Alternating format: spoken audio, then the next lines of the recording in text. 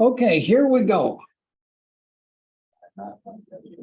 I think I've alluded to class 7 several times when during the last 6 sessions, saying that up until this point, we've talked about what blockchains are, what they can do, with absolutely no content in this class on how they do it. And so that's today, that's the next hour. I put a couple of cartoons because the next hour is all about hashing and encryption. So you see that some people have humorous implications for, in this case, it's a binary code, and they encrypt it by printing everything upside down, which is exactly the wrong way to do it. This is also related to encryption. This guy at Starbucks doesn't like to use his real name, so he encrypts, and he actually submits the encrypted. And if you, only if you're total absolute nerd would you go in and look up SHA 256 and put your name in and then memorize the hash that comes out of that. Because that, again, the way hashes work, every time you put in a certain string with a certain algorithm, like SHA 256, it comes out exactly the same way. So all over the world, if somebody put your name in, you would see the same hash. What you can't do is look at the hash and go backwards. Absolutely cannot de-encrypt a hash. Encryptions you can. That is, an encryption can be followed by a de-encryption, and you can get what the source was, but not hashing. And part of the magic of blockchain is the notion that a hash is one way. There's no way to unscramble the hash and figure out what created that particular hash.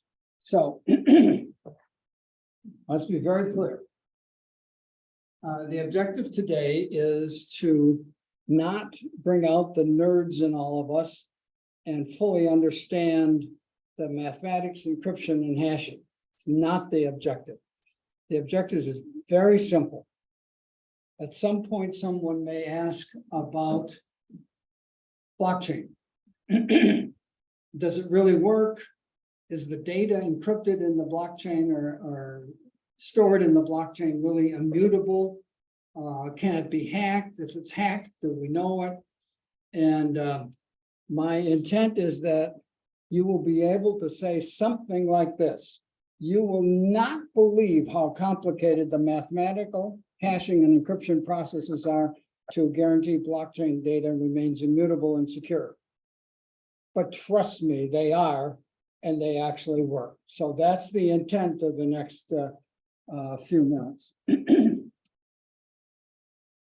So blockchain principles we've already discussed. Batch. These now should be very familiar terms for you. If I showed the diagram and I asked you to point at batches, you should be able to point to the little purple things at the bottom, the blocks on top, the chain, distributed, mining, verifying. And one of the things in the next few minutes is to appreciate why mining takes so long. And remember, mining is the process by which I get a batch of transactions and I create a block that is well-formed relative to the blockchain rules.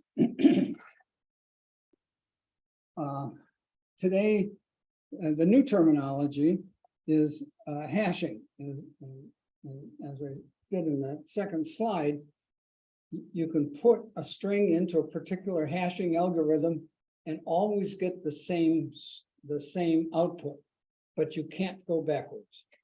So one of the things, and you know, I'm kind of a computer guy. So one of the things that's very convenient in building computing systems is when you know the length of something you're dealing with. So that's why you have in HR systems, you have the last name always the same number of characters, even if it doesn't take that many characters, or heaven forbid, there are more characters in the name than the HR system accommodates, because systems, computerized systems, like fixed length. They like to know that when I'm grabbing something, it's 32 characters. If I'm grabbing a zip code, it's 5, and a supplement is 2. So one of the things that hashing does is to take a variable string and make it a fixed length. And that just says, again, it's totally a matter of convenience for the computer guys and girls, because then the fixed length allows you to manipulate those strings. So it standardizes. A hash can be any length. Most of them are 64 characters long, and we can move them around knowing exactly the length. So I said it's unique, deterministic, the exact same thing going into the exact same algorithm will produce the exact same hash. And it's one way. It can only go from raw data to hash.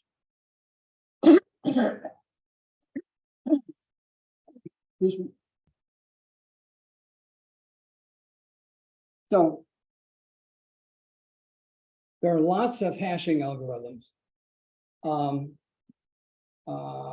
But SHA-256 is the one that Satoshi Nakamoto used. And it's one of the more popular ones. Since then, those of you who have some computer background recognize powers of 2. So 256 is a power of 2. There's also another one, SHA-512. Guess what? 512 is also a power of 2. So computers really like powers of 2, primarily because the underlying technology is all binary.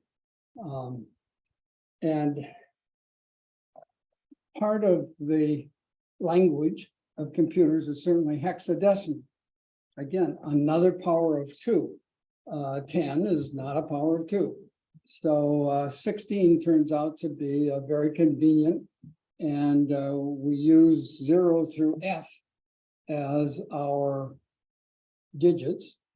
And again, it's everything relates to powers of 2. So what we'll see today is the use of hexadecimal, fixed length hexadecimal strings. And that's totally an accommodation for the use of computers in this process. So let's start at the very beginning. I found this kind of amazing last year when I began teaching this, that you could actually see the Genesis block in Bitcoin. That is, this block is exactly what is in the base block in the hundreds of replications of the Bitcoin blockchain. And I think it's kind of amazing. It's also a reflection that all of these hundreds of blockchains that support Bitcoin have storage requirements going all the way back to this block. So if there are millions of Bitcoin blocks based on tens of millions of Bitcoin transactions, batch, Bitcoin block, what you'll find is all of that replicated hundreds of times. And that's good news and bad. It's probably good news for anybody that's selling electronic storage, because you have to add storage basically every day, every week, every month to accommodate the never-ending stream of blockchain blocks. The bad news is that somebody that manages infrastructure, and I spent lots of years managing infrastructure, has to figure out how to continue to increase the computerized infrastructure so that you have enough room for the next block or 10 blocks or 100 blocks or 1,000 blocks. So you have in this process basically a never-ending chain of blocks that can be traced all the way back to the Genesis block. So here it is. We can actually see it. So here's some example of hashes. You can see that even the smallest change, like adding a period after hello, creates a absolutely totally different hash. And that emphasizes the fact that you cannot go back the other way. There's no pattern in here that indicates that one of these collections stands for a capital H or a period. It's whatever you put in gets hashed and it comes out that way. And if you use 256, SHA 256, you always get this.